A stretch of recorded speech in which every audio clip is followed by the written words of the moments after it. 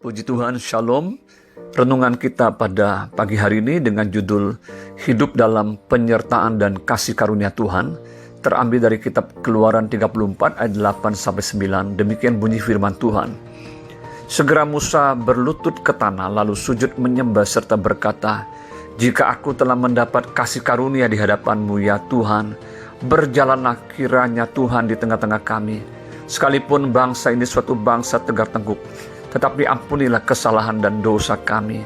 Ambillah kami menjadi milik-Mu."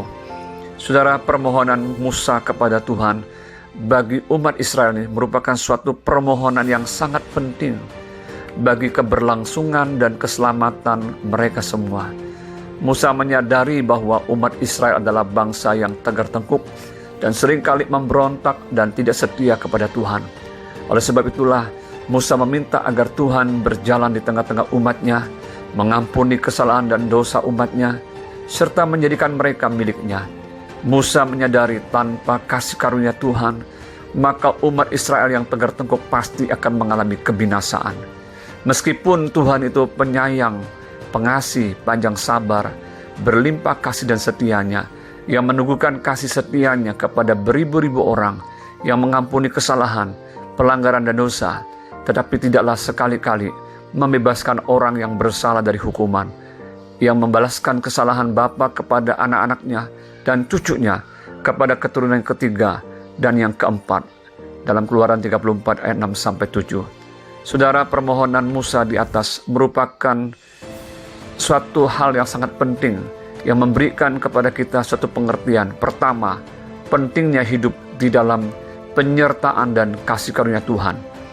Bila kita disertai dan Tuhan berjalan di tengah-tengah kita, maka Dialah pembela dan pemelihara hidup kita. Segala musuh kita akan dihalaukan dari hadapan kita. Dia akan melakukan perbuatannya yang ajaib dan dahsyat di dalam hidup kita. Itulah yang diperbuat Tuhan bagi umatnya. Yang kedua, kita belajar tentang pentingnya hidup di dalam kasih karunia Tuhan. Tuhanlah yang akan mengampuni kesalahan dan dosa kita, serta menjadikan kita miliknya. Itulah janji Allah terhadap umatnya yang mau berjalan di dalam perjanjian itu dan yang melakukan perintah Tuhan. Seperti yang Tuhan katakan, "Sungguh, aku mengadakan suatu perjanjian. Di depan seluruh bangsamu ini akan kulakukan perbuatan-perbuatan yang ajaib, seperti yang belum pernah dijadikan di seluruh bumi di antara segala bangsa. Seluruh bangsa yang di tengah-tengah engkau diam akan melihat perbuatan Tuhan. Sebab apa yang akan kulakukan dengan engkau sungguh-sungguh dahsyat. Tetapi engkau berpeganglah pada yang kuperintahkan kepadamu pada hari ini. Lihat, aku akan menghalau dari depanmu orang Amori, orang Kanaan, orang Het, orang Feris, orang Hewi, dan orang Yebus." Kita bersyukur sebagai umat Tuhan yang hidup di zaman anugerah ini, bahwa kita semua telah ditebus dan dibayar lunas bukan dengan barang fana maupun emas dan perak, tetapi dengan darah yang mahal, yaitu darah Yesus Kristus. Kita telah menerima pengampunan dan belas kasihan Allah. Itulah perjanjian baru yang telah dimeteraikan oleh darah Yesus.